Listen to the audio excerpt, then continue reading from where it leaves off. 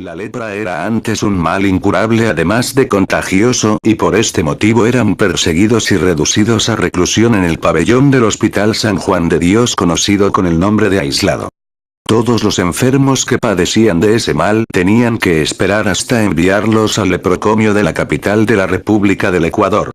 En el aislado del hospital los leprosos eran atendidos por médicos que tomaban todas las precauciones para evitar el contagio y a veces solo recetaban de lejos, aunque no faltaron también abnegados galenos que ofrendaron sus vidas en cumplimiento de tan humanitaria misión. En cambio, las enfermeras no podían eludir el contacto con los enfermos y frecuentemente eran víctimas del contagio a pesar de las precauciones que tomaban.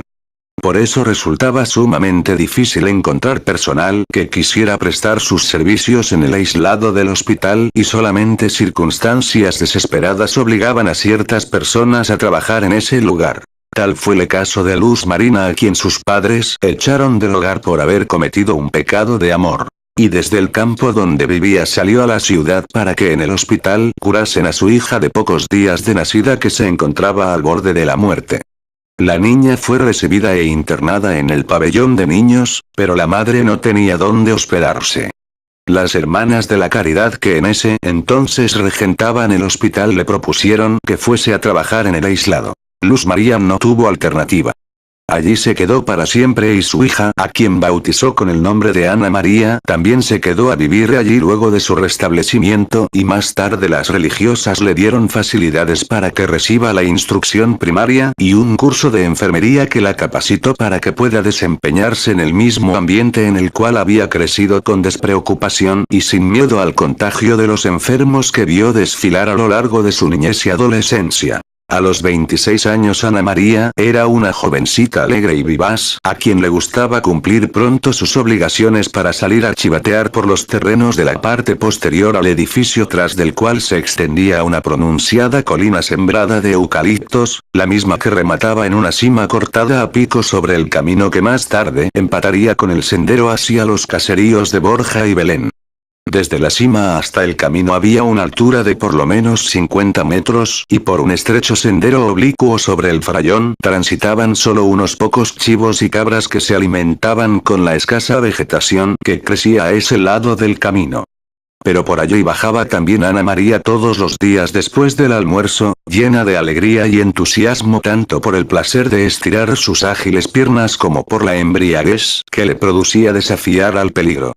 En uno de esos habituales paseos un día se encontró con Luis Felipe, un joven estudiante de Derecho que, con su cuaderno de apuntes bajo el brazo, caminaba lentamente por ese solitario camino revisando la materia del examen que debía rendir al día siguiente. Los grandes amores solo necesitan de un chispazo para encenderse y luego inflamarse como un volcán. Eso les ocurrió a Luis Felipe y Ana María. Se vieron y se amaron como predestinados desde toda la eternidad. No necesitaron hablarse de inmediato sino solo mirarse y sonreírse con infinita ternura para saber que se amarían hasta la muerte. Pero a pesar de la intensidad de sus sentimientos, sus amores fueron castos y puros y duraron mucho tiempo. Así, llevaban ya 2 años de conocerse y de amarse reuniéndose todos los días en ese solitario camino que tenía a un costado de la montaña y al otro una hermosa vegetación. Un día ocurrió la muerte de doña Luz Marina. La contagió un enfermo de tifoidea que había sido recluido en el aislado del hospital y a los pocos días murió pese a los cuidados que le prodigaron en este lugar en el cual ella había servido con tanta abnegación durante 18 años. Ana María quedó sola pues no conocía a ningún familiar. Pero el amor de Luis Felipe iluminaba su vida y formaba el único mundo en el cual deseaba estar.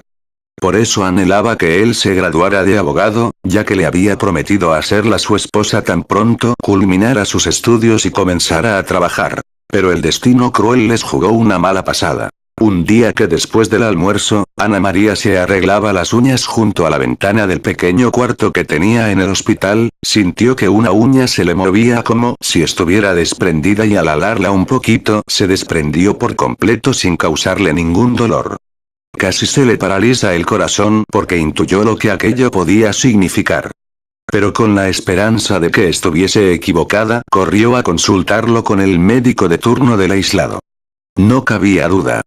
Estaba contagiada de lepra y debía resignarse a vivir recluida como los demás enfermos de ese mal. No. Gritó desesperada y corrió hacia la colina ubicada detrás del hospital. Coronó la cima y bajó corriendo por el peligroso declive, deseando íntimamente tropezar y caer para morir. Pero su destreza pudo más que su deseo, y llegó al camino antes de la hora de la cita, motivo por el cual Luis Felipe aún no había acudido. Buscó en el bolsillo de su blanco delantal de enfermera el lápiz y la libreta de apuntes que siempre guardaba allí para recibir las instrucciones de los médicos y escribió apresuradamente. Perdóname Luis Felipe, por la pena que voy a causarte, pero no puedo recluirme a morir de lepra, ni condenarte a ti a mirar este suplicio. Adiós mi amor, te espero en la eternidad. Tuya para siempre, Ana María. Colocó el papel en el bolsillo de modo que buena parte de él quedara visible y luego tomó varias cabullas de las muchas que habían en el cerco de pencos contiguo al camino e hizo una fuerte soga con la cual se subió a un árbol de guavo que también estaba a la vera del camino. En un extremo de la soga amarró a una gruesa rama y el otro a su cuello. Luego se arrojó al vacío. Cuando Luis Felipe acudió a la diaria cita, se extrañó de no encontrar a su amada saltando y brincando con esa natural alegría que siempre la acompañaba. Pero al fijarse en el árbol y ver allí colgado el cuerpo de Ana María, dio un grito y corrió a socorrerla. Mas ya era demasiado tarde. Su primero y único amor, la hermosa, tierna y joven mujer que tanto había amado, estaba muerta. El mensaje dejado lo confirmaba. Entonces hizo las mismas trenzas de cabuya que ella había confeccionado, las unió entre sí y amarró un extremo a su cuello y el otro a la rama del árbol de la cual pendía el cuerpo sin vida de su amada. Así encontraron juntos a los dos cadáveres las primeras personas que pasaron por el lugar de los hechos, luego la autoridad que fue llamada apresuradamente y después todo el vecindario de aquella pequeña ciudad, que entonces era Loja y que se conmovió hasta las lágrimas por la triste suerte de aquellos jóvenes. Desde entonces aquel fue llamado el Camino de los Ahorcados y casi nadie se atrevía a transitar por él, especialmente durante las noches, pues se decía que a las 12 se veía un grácil bulto blanco por el empinado sendero del Farallón ubicado detrás del hospital y luego dos fantasmas corrían y jugaban por este camino hasta que asomaban las primeras luces del alba. Según la leyenda en que se basa esta narración, las almas de los dos infortunados amantes estaban penando, es decir, no podían descansar en paz porque se habían ido de este mundo sin esperar el llamado de Dios.